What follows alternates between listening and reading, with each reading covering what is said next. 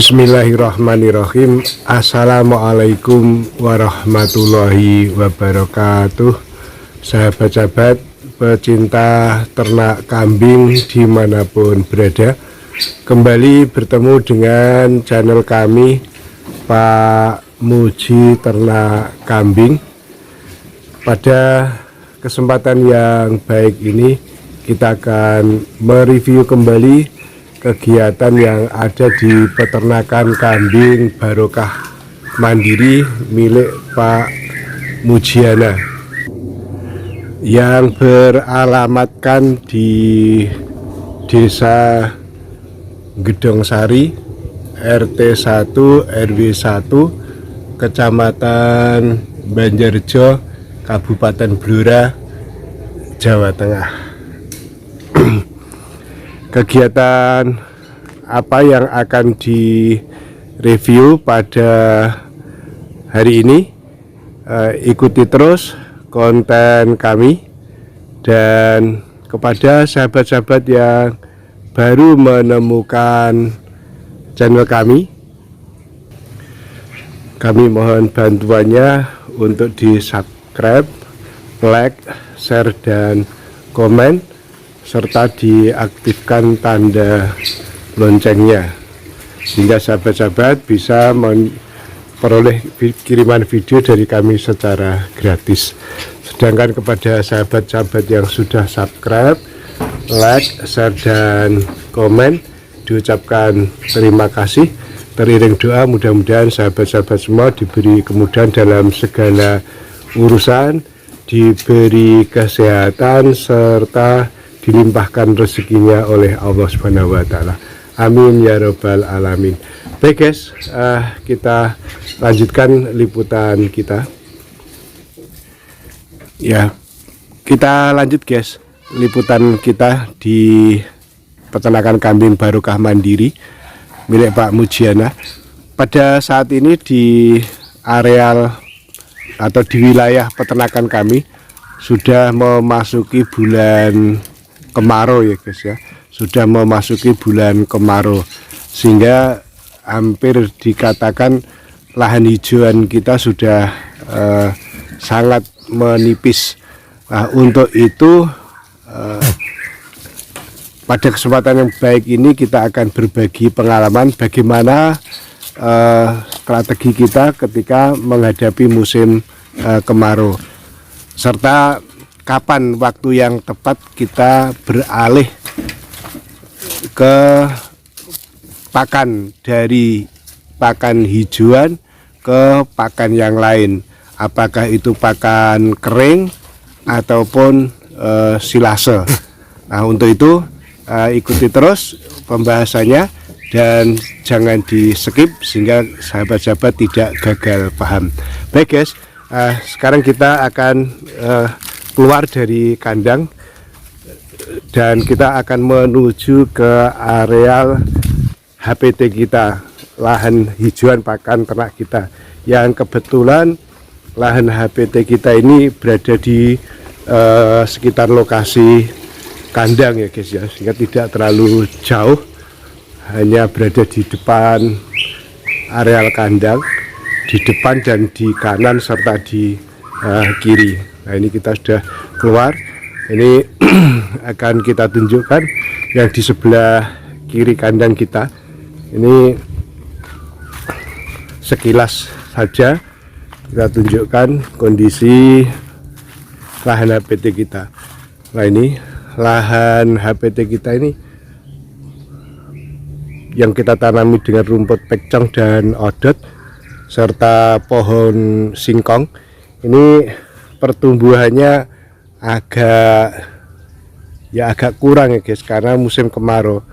Alhamdulillah ini masih bisa tumbuh dengan baik karena hampir setiap satu pekan 2 kali kita siram, yaitu hari Ahad dan hari Kamis itu kita siram. Ini masih ada selangnya masih tertinggal, kita ambilkan dari sungai di sana, itu kita siram sehingga masih bisa tumbuh hijau seperti ini, tapi masih kurang pertumbuhannya, masih belum mencukupi untuk kebutuhan ternak kita. Ini ya di blok yang sebelah kiri kandang ini ada dua petak.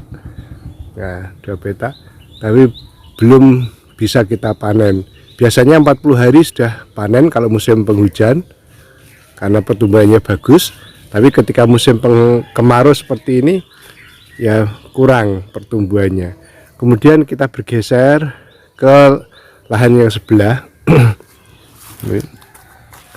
Yang di sebelah ini juga sama, tanaman pekcong dan odot serta hijauan yang lain. Ada turi, ada angsana, ada indigo vera, waru, ada petai Cina, ada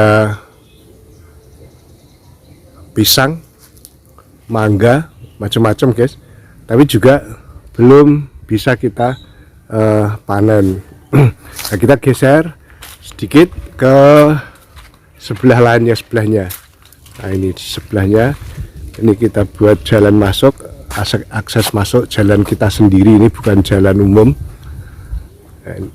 Ini HPT kita yang lain berupa rambanan. Ini yang di sebelah ini juga kondisinya masih belum bisa kita panen guys. Bahkan ini baru saja habis kita panen ini. Nah, kalau kita lihat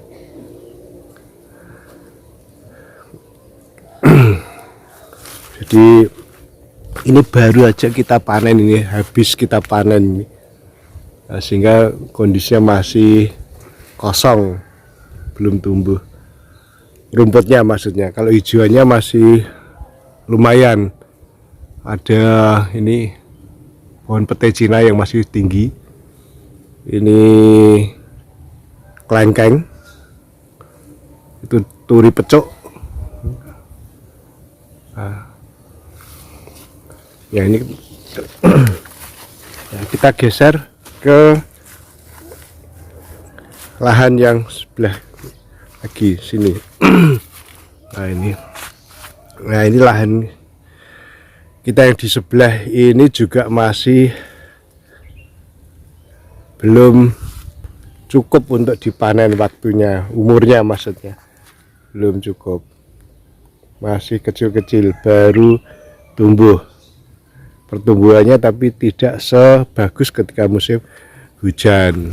Ini terus kita upayakan supaya bertahan hidup, kita sirami setiap 1 pekan 2 kali, hari Kamis dan Ahad. Ini juga ada dua petak.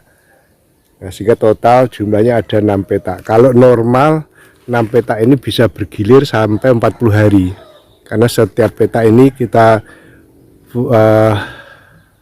pergunakan untuk sekitar 1 pekan. Setiap petak 6 hari, 1 petak 6 hari, sehingga 6 petak itu 36 hari, sehingga hari berikutnya pekan yang ke-7 itu kembali ke petak yang awal. Itu kalau normal guys. Ya, lantas bagaimana mensikapi kondisi semacam ini ketika hijauan pakan kita sudah mulai menipis, bahkan hampir sudah tidak ada yang bisa diambil lagi dari lahan kita ini untuk rumputnya. Tapi kalau untuk rambanannya masih lumayan banyak. Sementara untuk rumputnya sudah habis. Ini yang lahan ini yang habis pekan ini dipanen, ini habis dipanen, sudah selesai dipanen. Nah, karena kita sudah cukup lama, dari pengalaman yang ada itu kita ambil prediksi bahwa bulan Agustus itu sudah mulai memasuki musim kemarau. Agustus, September, Oktober sampai awal November, taruhlah 4 bulan ya guys ya, 4 bulan.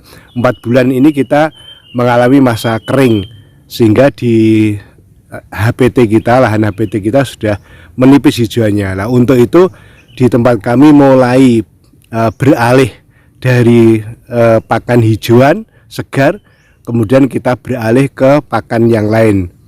Biasanya kami memakai 2, yaitu pakan kering, full kering, dan pakan silase. Ya, 2 itu. Jadi untuk menutup kekurangan hijauan dari lahan ini kita beralih ke 2 pakan tadi, yaitu pakan kering. Nah, pakan kering sendiri ini yang biasa kami pakai itu rendeng kangkung dan pongkol pohung. Jadi rendeng kangkung dan pongkol pohung serta tumpi jagung itu untuk pakan kering. Sedangkan untuk silasenya biasanya kami memakai daun ketela pohung itu. Daunnya kita silase, kita simpan di dalam drum-drum biru yang diklem. Nah, itu yang biasa kami lakukan. Sehingga dengan 2 pakan itu, pakan kering kemudian kita mix dengan silase daun singkong, itu sudah mencukupi untuk kebutuhan kambing kita. Namun kalau di tempat saudara kesulitan tentang pakan kering tadi, misalnya rendeng kangkung, kemudian pongkol pohung dan tumpi jagung, maka cari di tempat saudara yang mudah yang didapat, yang sekiranya ada di tempat saudara.